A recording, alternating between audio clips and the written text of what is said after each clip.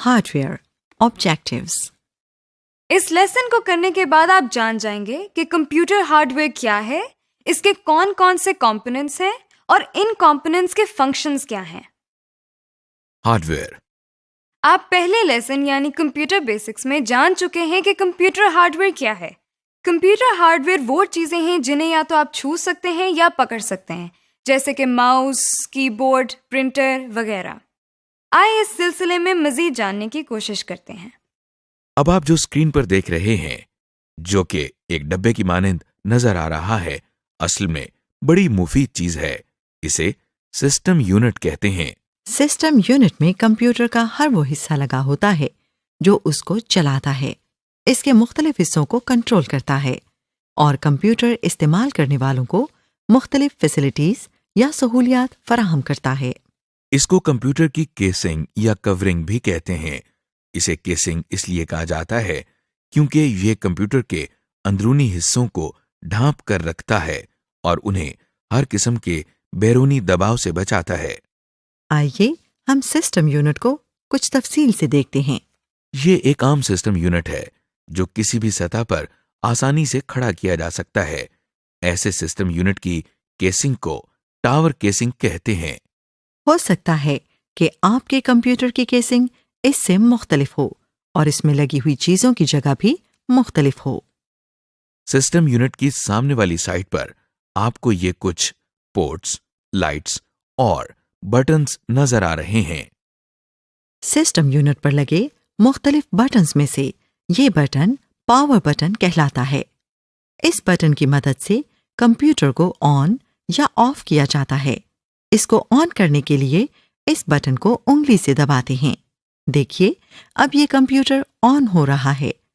System unit पर लगी हुई लाइट्स ये बात जाहिर करती हैं कि कंप्यूटर चल रहा है या नहीं, और चल रहा है तो इस पर कोई काम हो रहा है या नहीं। ये एक डीवीडी ड्राइव है। डीवीडी रोम सिस्टम यूनिट के इस हिस्से में डालकर इस्तेमाल की जाती है। डीवीडी रोम के बारे में आप पहले ही जान चुके हैं। इसके नीचे लगे हुए छोटे से बटन को दबाने से इस ड्राइव का ट्रे बाहर आ जाता है। सीडी या डीवीडी को डीवीडी ड्राइव की ट्रे पर इस तरह रखा जाता है और दोबारा इसी बटन को दबाने से डीवीडी ड्राइव के अंदर इंसर्ट हो जाती है। डीवीडी को ड्राइव से बाहर निकालने के लिए भी यही बटन दबाया जाता है। इसको दबाने से ट्रे बाहर आ जाता है और हम डीवीडी उठाकर बटन दोबारा दबा देते हैं, जैसा कि आप देख रहे हैं। यूएसबी डिस्क या फ्लैश डिस्क भी आपके लिए कोई नई चीज नहीं है। इसे भी इस्तेमाल के लिए सिस्टम यूनिट के मुख्तलिफ हिस्सों में लगाया जाता है, जिसे यूएसबी पोर्ट कहते हैं। इस वक्त आप सिस्टम यूनिट की बैरूनी साइड पिछली तरफ से देख रहे हैं। जिस तरह टीवी और दीगर बिजली से चलने वाली अशिया को बिजली के सॉकेट्स में लगाया जाता है, कंप्यूटर को चलाने के लिए भी बिजली की जरूरत होती है। लिहाजा सबसे पहला सॉकेट जो आप इस वक्त देख रहे हैं वो कंप्यूटर को बिजली फराहम करने के लिए ही इस्तेमाल होता है। इसको पावर कनेक्टर कहते हैं। वो तार या केबल जिसके जरिए कंप्यूटर को बिजली फराहम की जाती है, इसको पावर केबल कहते हैं। इस केबल का प्लग बिजली के स्विच बोर्ड में लगाते हैं। इस केबल का दूसरा सिरा कंप्यूटर में इस तरह लगता है।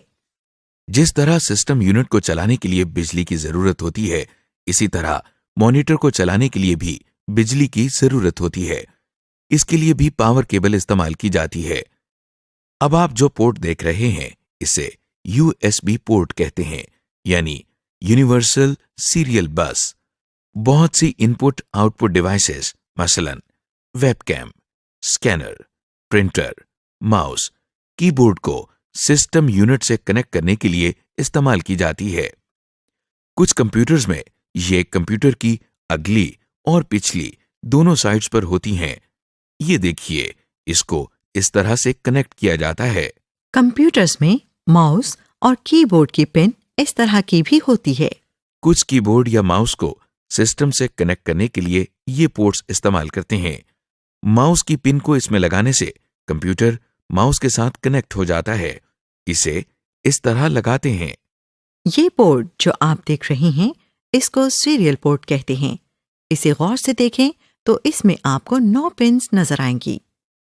यहाँ पर भी स्कैनर और माउस वगैरह लगाए जाते हैं। ये पोर्ट पैरेलल पोर्ट कहलाती है। इसमें 25 होल्स होते हैं। इस पोर्ट में कुछ तरह के प्रिंटर लगाए जाते हैं।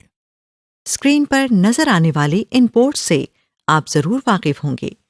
ये वही पोर्ट्स हैं जो आप कैसेट प्लेयर या रेडियो पर देखते हैं। बास दफा ये कंप्यूटर्स की अगली साइड में भी दी गई होती हैं। इनको पिन सॉकेट्स कहा जाता है और कैसेट प्लेयर की तरह कंप्यूटर में भी ये स्पीकर्स या माइक्रोफोन्स लगाने के लिए इस्तेमाल होती हैं। बास स्पीकर यूएसबी पोर्ट के जरिए भी सिस्टम के साथ कनेक्ट किए जाते हैं। इस वक्त आप जो पोर्ट देख रहे हैं, ये भी एक पैरेलल पोर्ट है। इसमें मॉनिटर की वायर कनेक्ट की जाती है। जी जनाब, उम्मीद है आपने सिस्टम यूनिट की पोर्ट्स और कनेक्टर्स को पहचान लिया होगा। अभी तक आपने सिस्टम यूनिट के बैरूनी हिस्से को जाना है।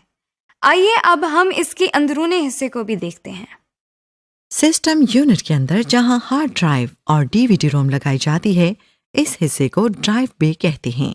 अगर आप सिस्टम यूनिट के आखिरी हिस्से में देखें तो आपको एक छोटा सा डब्बा नजर आएगा। इस डब्बे को पावर सप्लाई कहते हैं क्योंकि इसके जरिए कंप्यूटर के तमाम हिस्सों को बिजली फराहम की जाती है। आप देख रहे हैं कि पावर सप्लाई से निकलकर कुछ तारें एक बड़े से बोर्ड की तरफ जा रही हैं। ये तारें कंप्यूटर के मुख्तलिफ हिस्सों को बिजली फराहम करती हैं। हर डिवाइस के साथ कुछ तारें लगी होती हैं। ये तारें सिस्टम यूनिट में लगे हुए एक बड़े से बोर्ड में जाकर लगती हैं। इस बोर्ड को मदरबोर्ड कहते हैं। इसे मदरबोर्ड इसलिए कहा जाता है क्योंकि ये कंप्यूटर के मुख्तलिफ हिस्सों के दरमियान ताल्लुक कायम रखने का काम करता है। मदरबोर्ड पर मौजूद इन मकामात को स्लॉट्स कहा जाता है। मदरबोर्ड में ही आपको छोटे छोटे बोर्ड्स नजर आ रहे हैं। इन बोर्ड्स को इंटरफेस कार्ड्स का नाम दिया जाता है। इनको मदरबोर्ड के स्लॉट्स में लगाया जाता है और जरूरत ना होने पर निकाला भी जा सकता है।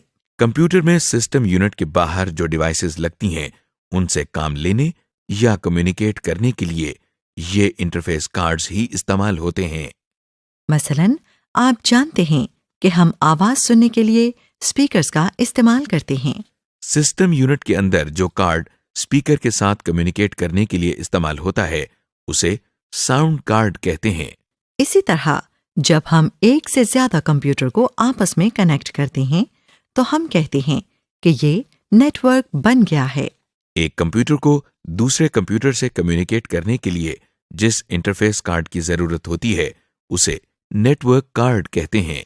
अब आप मदरबोर्ड पर लगी जिस डिवाइस को देख रहे हैं, वो प्रोसेसर कहलाती है। इसे कंप्यूटर का दिमाग कहते हैं। जिस तरह इंसान का दिमाग उसके तमाम अफाल को कंट्रोल करता है, इसी तरह कंप्यूटर में होने वाले हर काम के लिए हिदायत सिस्टम यूनिट में लगा ये प्रोसेसर ही फराहम करता है। प्रोसेसर के ऊपर एक छोटा सा पंखा लगा हुआ है जो प्रोसेसर को ठंडा रखने के लिए इस्तेमाल होता है, क्योंकि जब कंप्यूटर इस्तेमाल होता है तो प्रोसेसर गर्म होता रहता है और अगर इसे ठंडा ना किया जाए तो ये खराब हो सकता है। रैम चिप्स, जिसके बारे में आप पहले ही जान चुके हैं, ये भी मदरबोर्ड पर ही लगती हैं। मदरबोर्ड पर जिस जगह रैम चिप लगाई जाती है, इसे रैम की स्लॉट्स कहते हैं। आपने सिस्टम यूनिट के बारे में एक मुख्तसर सा तारुफ देखा। इससे पहले हम इनपुट और आउटपुट डिवाइसेस के बारे में भी पढ़ चुके हैं। आइए देखते हैं कि ये सारी चीजें मिलकर किस तरह काम करती हैं। आप कंप्यूटर को जो भी डेटा इनपुट करते हैं, वो सबसे पहले मेमोरी में जाकर टेम्परेरीली स्टोर होता है। फिर ये डेटा मेमोरी से प्रोसेसर में जाता है और प्रोसेसिंग होती है।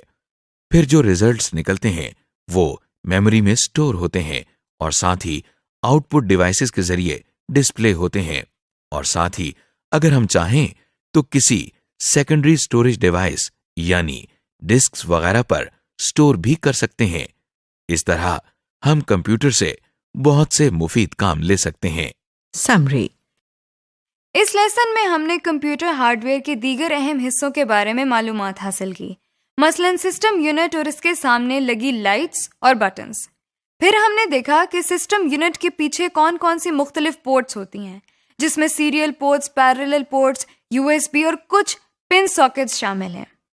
इसके बाद हमने देखा कि ड्राइव बे क्या होता है और उसके अंदर मुख्तलिफ स्टोरेज डिवाइसेस कौन सी लगती हैं।